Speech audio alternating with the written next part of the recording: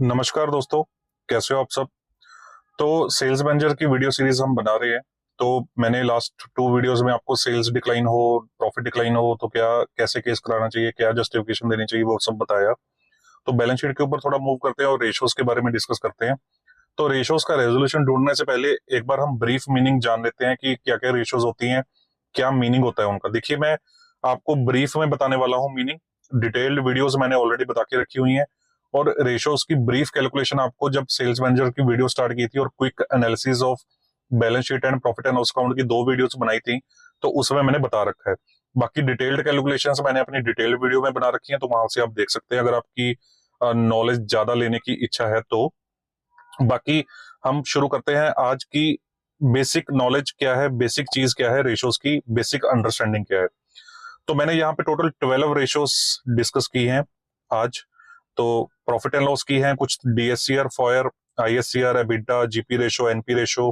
Then balance sheet की है current ratio, leverage ratio, gearing, inventory days, debtor days, creditor days and debt upon cash accrual. कुछ ये 12 ratios हैं। तो चलिए स्टार्ट करते हैं डीएससीआर से। डीएससीआर क्या होती है? Debt service coverage ratio. और फॉयर क्या होता है? Fixed obligation to income ratio. DSCR जो होती है वो बीबीजी डिपार्टमेंट यानी वर्किंग कैपिटल डिपार्टमेंट के द्वारा यूज की जाती है। फॉयर जो होती है वो रिटेल डिपार्टमेंट के द्वारा यूज की जाती है। तो डीएससीआर और फॉयर के बीच में जो डिफरेंस है उसकी एक डिटेल्ड वीडियो मैंने 10-20 मिनट की बना रखी है, तो आप कृपया करके उसको देखें। डिटेल्ड में डिफरेंस जानने के लिए मैं जरूर रिकमेंड करूंगा आपको वो देखना। तो फर्क क्या है दोनों में वो वहां से आपको क्लियर हो जाएगा। तो देखिए, पहले क्या है ये दोनों रेशियोज। ये दोनों आप मान लीजिए कि सेम ही परिवार के मेंबर्स हैं। एक रहता है वर्किंग कैपिटल डिपार्टमेंट के पास, वर्किंग कैपिटल की फैमिली के पास। एक रहता है रिटेल फैमिली के पास, यानी कि home loan, business loan, auto loan, personal loan, loan against property, CV loan etcetera. तो इनके साथ रहता है। दोनों का मोटिव सेम है। देखिए, हम जानना क्या चाहते हैं? हम जानना चाहते हैं कि एक बोरोअर महीने का कितना पैसा कमाता है, महीने का कैश कितना पैसा कमाता है। कैश कितना कमा रहा है और उसके अगेंस्ट उसकी प्रिंसिपल प्लस ब्याज की, इंटरेस्ट की ऑब्लिगेशन क्या है। अगर वो लाख रुपए की सैलरी ले रहा है, आप अगर लाख रुपए की नेट सैलरी ले रहे हो इन हैंड, और अगर आपकी ईएमआई भी लाख रुपए है, तो क्या ये सही है या नहीं है? लाख रुपए की सैलरी नेट, लाख रुपए की ईएमआई पे करने के लिए सक्षम तो है, एबल तो है बिल्कुल, पर क्या ये ठीक है? आप अपने घर का खर्चा कैसे निकालोगे? कोई कॉन्टीजेंसी आ गई, कोई अर्जेंसी आ गई, तो वो कैसे मैनेज करोगे? कोई एक्सपेंशन करनी है, नया घर बनाना है, कुछ करना है, कोई घर की मुरम्मत करवानी है, कुछ करना है, कोई एक्सेप्शनल खर्चा, तो वो कैसे करोगे? तो इस वजह से हमें डीएससीआर हो चाहे फॉयर हो, दोनों के अंदर एक मार्जिन लेके चलना पड़ता है।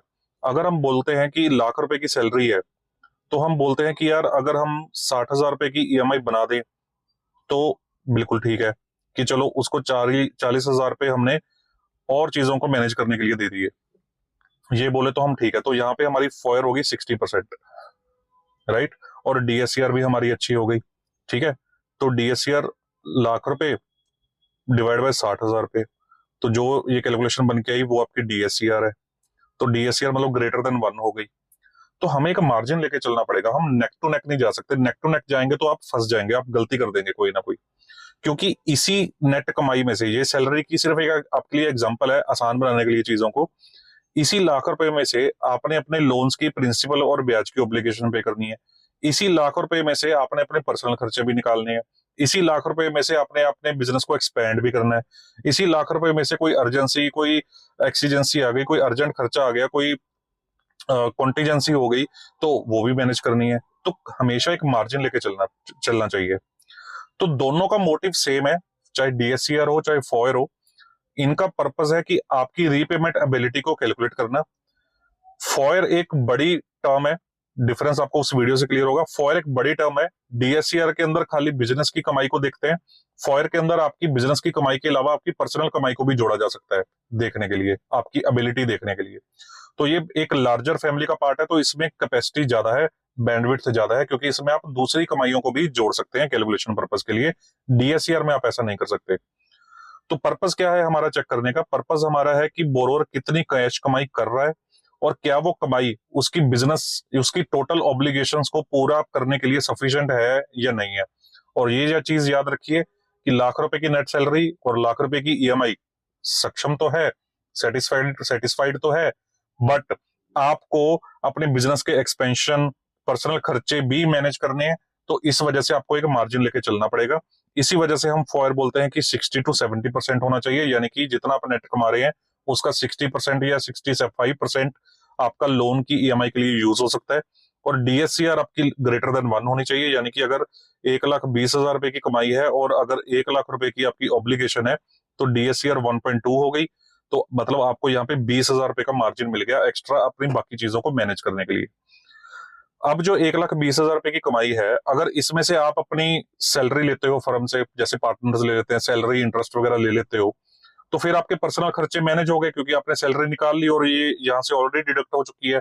तो फिर आप थोड़ी लीवरेज ज्यादा दे सकते हो। आप बोल सकते हो कि चलो डीएससीआर 1x आ गई, 1.1x आ गई तो ठीक है, क्योंकि पर्सनल खर्चे ऑलरेडी माइनस कर चुके हो। तो इस एंगल से आपको जजमेंटल देखना पड़ेगा। पर्पस वही है कि कितना कमाया और कितना देना है, और सब्जेक्ट टू कि आपके पास कुछ बचा भी होना चाहिए बाकी चीजों को मैनेज करने के लिए। डीएससीआर का एक ही अलग रूप है आईएससीआर। आईएससीआर होती है इंटरेस्ट सर्विस कवरेज रेशो। कोई खास फर्क नहीं है। डीएससीआर के अंदर हम देखते हैं आपका प्रिंसिपल यानी मूल प्लस ब्याज दोनों को। आईएससीआर के अंदर खाली देखा जाता है ब्याज, कि क्या ब्याज देने के लिए आप सक्षम हो। लैप डिपार्टमेंट वाले या रिटेल डिपार्टमेंट वाले इसको यूज नहीं करते।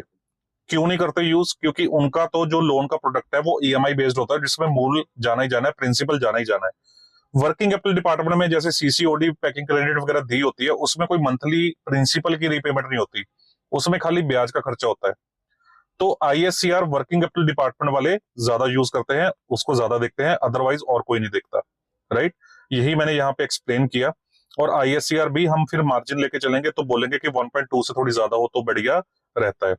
एक चीज ध्यान में रखिए, क्योंकि डीएससीआर एक ब्रॉडर चीज है, बड़ी चीज है, क्योंकि उसमें अपने ब्याज के साथ साथ प्रिंसिपल भी देखा है। अगर आपकी डीएससीआर सेटिस्फाइड है, डीएससीआर ओके, आप खुश हो डीएससीआर से, 1.5 की डीएससीआर आ गई आपकी, तो आईएससीआर तो ऑटोमेटिकली कवर हो गई, क्योंकि इसमें आपने ब्याज तो ऑलरेडी कंसीडर कर ही लिया ना। तो फिर आईएससीआर ऑटोमेटिकली ओके है, तो फिर मैं आईएससीआर देखता ही नहीं हूं अगर मेरी डीएससीआर ओके है तो। ये मेरा पर्सनल ओपिनियन है। करेक्ट। देन बात करते हैं सेकंड पॉइंट की, जो है एबिटा रेशो की, एबिटा परसेंटेज।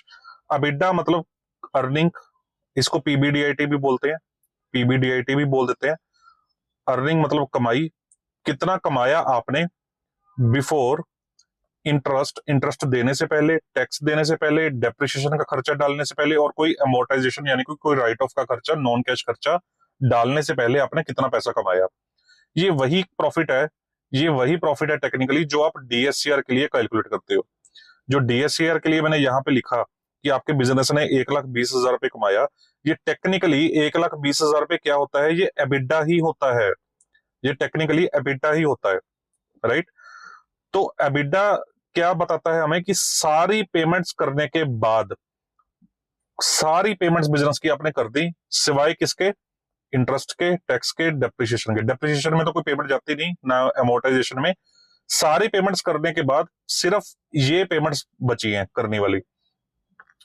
तो जो सेल्स, सारी पेमेंट्स करने के बाद बिजनेस कितने परसेंट कमाई कर रहा है सेल्स का, टू पे डेट्स, टू पे गवर्नमेंट, टू पे share holders and for business expansion. ध्यान से देखिए क्या समझाना चाहता हूं मैं। आपका प्रॉफिट एंड लॉस अकाउंट है। प्रॉफिट एंड लॉस अकाउंट में देखिए हर एक बंदे का, जो आप बिजनेस से कमाई करते हो, जो आप कमाई करते हो उसमें हर एक बंदे का एक हिस्सा होता है। आपने यहाँ पे ग्रॉस प्रॉफिट कमाया, आपके इंप्लॉइज का एक प्रॉफिट में हिस्सा है तो उनको सैलरी दे दी, और किसी का कोई हिस्सा है तो उनको वो खर्चे पे कर दिए। ठीक है। उसके बाद आपके पास एक प्रॉफिट बचा जिसको हम एबिटा बोलते हैं। ठीक है, एबिटा बोलते हैं। अब एबिटा में किन किन लोगों का हिस्सा है? एबिटा में बैंक का हिस्सा है, क्योंकि बैंक को आपने ब्याज प्लस प्रिंसिपल देना है। किसका हिस्सा है? बैंक का हिस्सा है। देन इसमें सरकार का हिस्सा है, गवर्नमेंट का, क्योंकि गवर्नमेंट को टैक्स देना है। देन शेयर होल्डर्स का, शेयर होल्डर्स माने ओनर्स का, ओनर्स का हिस्सा है, क्योंकि उनको अपना डिविडेंड चाहिए, उनको अपना प्रॉफिट चाहिए, उनका हिस्सा है।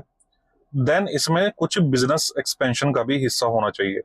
बिजनेस एक्सपेंशन का, आपकी कॉन्टीजेंसी मैनेज करने का, ये हिस्सा भी इसके अंदर होना चाहिए।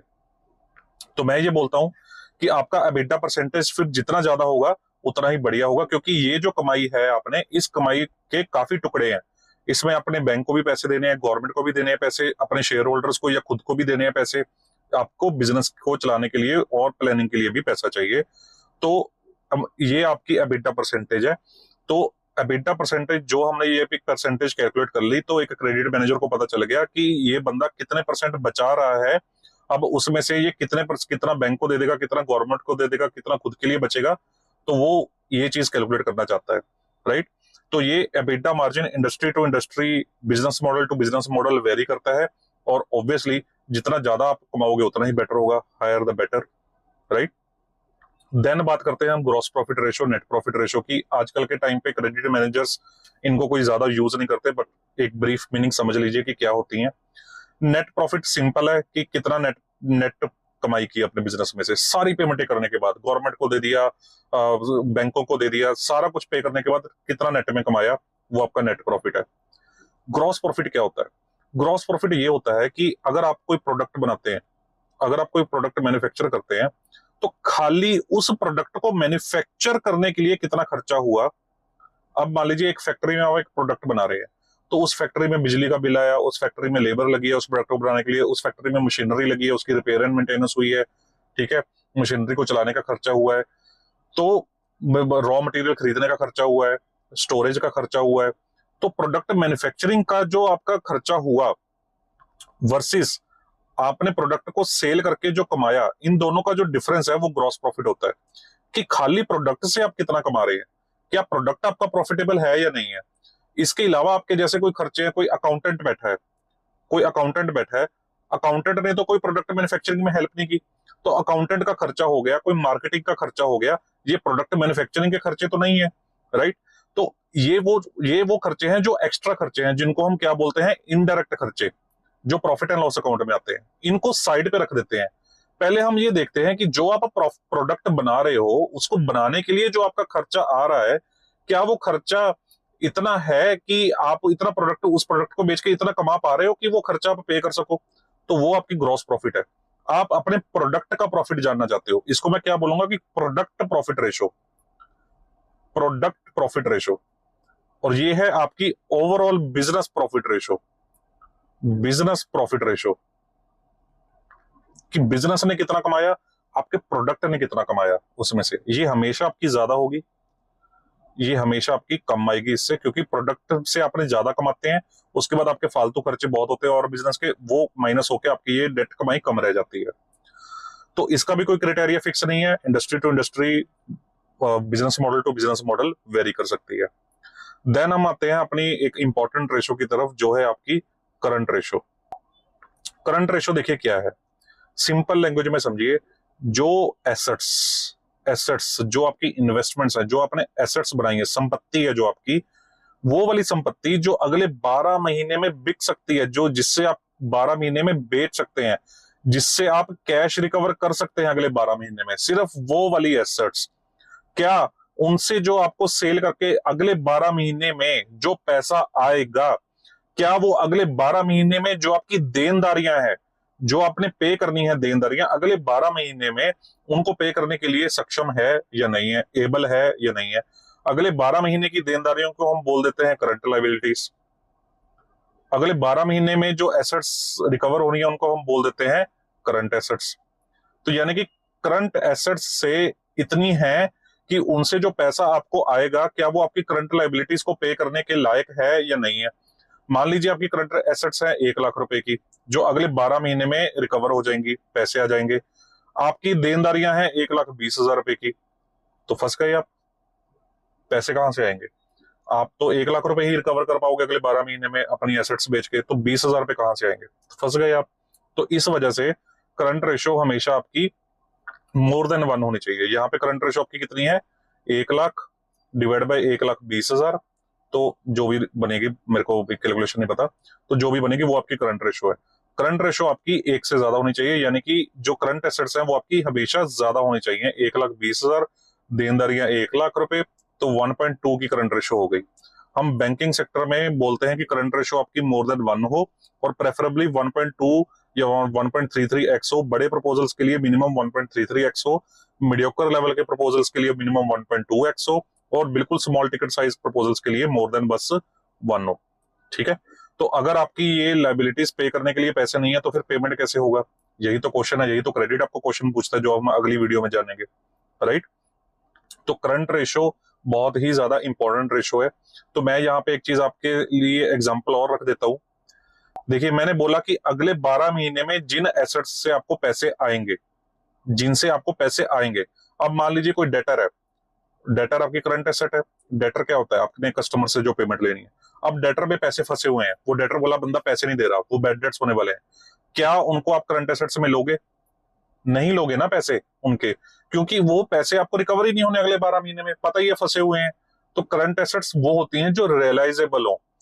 करंट लायबिलिटी के केस में आप ये नहीं कह सकते, आप ये नहीं कह सकते कि 1 लाख रुपए की किसी मिस्टर ए को आपकी देनदारी थी, वो तो जी ये देनदारी हम तो देंगे नहीं अगले 12 महीने में, फिर तो फंस जाओगे, आपको बैंक आपको गालियां देगा, यार आप उसको लाख रुपए पे नहीं कर रहे तो हमें क्या पे करोगे? ठीक है ना, तो ये चीज का ध्यान रखें। देन हम बात करते हैं leverage ratio and current ratio की। देखिए, leverage ratio and current ratio बड़ा ही सिंपल कंसेप्ट है। एक बैलेंस शीट को आपको अज्यूम करना है। एक बैलेंस शीट होती है, उसके अंदर लाइबिलिटी साइड होती है और एसेट साइड होती है। लाइबिलिटी साइड आपको क्या बताती है कि आपका पैसा कहां से आया बिजनेस में। एसेट साइड आपको बताती है कि आपने पैसा कहां कहां लगाया, कहां से आया और कहां लगाया।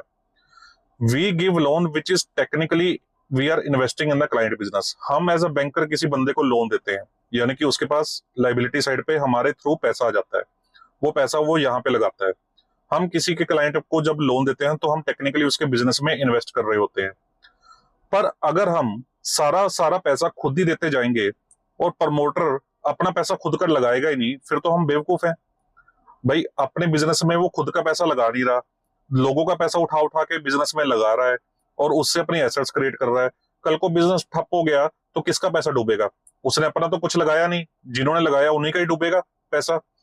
तो इस वजह से हम ये बोलते हैं कि बिजनेस में बंदे का खुद का पैसा कितना लगा हुआ है ये देखना हमारे लिए बहुत ज्यादा जरूरी है। हम इस तरह के बिजनेस में कभी पैसा लैंड नहीं करेंगे, इन्वेस्ट नहीं करेंगे जहां पे बोरोर खुद इन्वेस्ट नहीं कर रहा। यही पर्पज है इस रेशो का जानने का।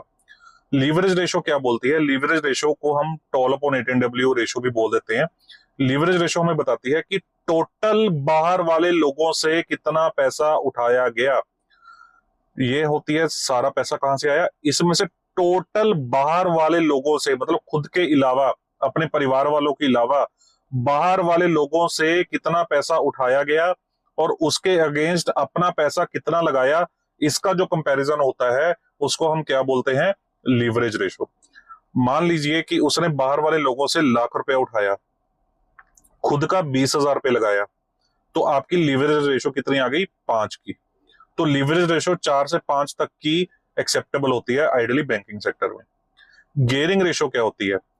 लीवरेज रेशो तो बहुत बड़ी रेशो है, उसमें हमने सारे बाहर वाले लोगों का पैसा उठा लिया, सारे आउटसाइडर थे, जितने आउटसाइडर थे सबका पैसा उठा लिया कि सबने कितना लगाया, बाहर वाले लोगों ने। अब इसमें से मैंने अगर अकेला उन फाइनेंशियल इंस्टीट्यूशंस का देखना हो जो इंटरेस्ट चार्ज करती हैं, जैसे एनबीएफसी हो गया, बैंक हो गया, अगर मैं इन लोगों में से सिर्फ उसको ढूंढूं कि इन्होंने कितना लगाया, इंटरेस्ट बेरिंग डेट कितना है जिसके ऊपर ब्याज देना है, तो वो होती है आपकी गियरिंग रेशो। इसको हम डेट इक्विटी रेशो भी बोलते हैं। इसमें केवल हमने इंटरेस्ट बेरिंग पैसा कितना लिया बाहर से और उसके अगेंस्ट अपना कितना लगाया वो देखना होता है, क्योंकि इस रेशो में सारे ही पैसे आ गए बाहर वाले, पर गियरिंग रेशो में इसमें से कुछ पोर्शन आएगा, क्योंकि 4 लोगों ने अगर 25-25 हजार पे ईच लगाया, 25-25-25, तो 1 लाख रुपए हो गया। तो मैंने अगर इसी का ही उठाया सिर्फ, तो मैं यहाँ पे सिर्फ 25,000 लिखूंगा, 25,000 डिवाइड बाई 20,000। तो लीवरेज रेशो, गियरिंग रेशो आपकी हमेशा लीवरेज से कम आएगी। इसी वजह से हम बोलते हैं कि ये 4-5 तक ओके होती है और ये 3-4 तक ओके होती है। ठीक है, तो ये डेट इक्विटी रेशो है आपकी। उसके बाद हम बात करते हैं inventory days, debtor days and creditor days की। इन्वेंट्री होल्डिंग डेज क्या होते हैं? Inventory holding days, inventory turnover ratio भी बोल देते हैं। कितने दिनों का स्टॉक रखना पड़ता है बंदे को, ये इन्वेंट्री होल्डिंग डेज है। कितने दिनों में स्टॉक घूमता है, ये भी बोल सकते हैं। कि अगर किसी बंदे का इन्वेंट्री होल्डिंग डेज 45 दिन आ रहे हैं तो हम ये बोल सकते हैं कि उसको 45 दिन तक के इक्विवेलेंट का माल अपने पास रखना पड़ता है, या आसान भाषा में बोलें कि उसको अपना स्टॉक बेचने में 45 दिन लग जाते हैं। आसान भाषा में स्टॉक बेचने में 45 दिन लग जाते हैं। 45 दिन तक उसको रखना पड़ता है आसान भाषा में। डेट कलेक्शन पीरियड क्या बोलेंगे, या डेटर टर्नओवर रेशियो, या डेटर डेज, क्या बोलेंगे इसको? कितने दिन का उधार बेचते हो माल भाई मार्केट में? आप अपने कस्टमर्स को कितने दिनों का उधार देते हो, यानी आपके कस्टमर्स आपको कितने दिनों में पेमेंट करते हैं, that is debt collection period. Creditors reverse है, जहां से आप बाय करते हो उनको कितने दिनों में आप पेमेंट करते हो, आप पेमेंट कितने दिनों में करते हो, कितने देर का आपको उधार उनसे मिलता है, that is creditor payment period. ठीक है, तो इनका भी कोई फिक्स क्राइटेरिया नहीं होता, ये industry to industry, location to location, business model to business model vary कर सकती हैं। देन हमारी आज की लास्ट रेशो है डेट अपॉन कैश अक्रूवल, या डेट अपॉन एबिटा भी बोल देते हैं इसको। ये रेशो हमें क्या बताती है, ध्यान से देखिएगा। आज एक बंदा है, उस बंदे का टोटल डेट, टोटल कर्जा बैंकों का, एनबीएफसी का, मान लीजिए 10 लाख रुपए है, और जो मैं ऊपर आपको डीएससीआर में बता रहा था, डीएससीआर में जो आपको बता रहा था कि हर महीने कितनी कैश कमाई करता है, ठीक है ना, तो मैंने देखा कि उसका इस समय कर्ज बंदे का 10 लाख रुपए है, और वो पूरा साल 1 लाख रुपए का कैश कमाता है पूरे साल में। ठीक है, तो अगर इसको ये 10 लाख रुपए का कर्जा पे करना पड़ जाए, लाख रुपए हर साल कमा के, तो उसको कितने साल लगेंगे पे करने में? 10 साल। तो ये जितना लंबा टाइम उसको लगेगा उतना ही हमारे लिए रिस्की है। हम बोलेंगे यार बंदा तू इतना भी नहीं कमा पा रहा कि कल को तेरे को तो पे करने पड़ जाए, तेरे को तो 20 साल में 20 साल लग जाएंगे अपने एग्जिस्टिंग प्रॉफिट पे इस डेट को पे करने के लिए। तो ये जितनी कम हो उतना बेटर रहता है, आइडियली 5 से 7 साल की होनी चाहिए। तो इसको मैंने क्या लिखा, अगर हम अपने हर साल की नेट कैश कमाई को यूज करके अपना प्रेजेंट डेट पे करें तो हमें कितना टाइम लगेगा सारा डेट रीपे करने में, that is debt upon cash accrual ratio, right. I hope मैं एक ब्रीफ मीनिंग आप सबको क्लियर कर पाया। कोई डाउट हो तो कमेंट बॉक्स में जरूर पूछें, लाइक करें, शेयर करें, मैक्सिमम रीच बनाने की कोशिश करें चैनल की। Thank you very much.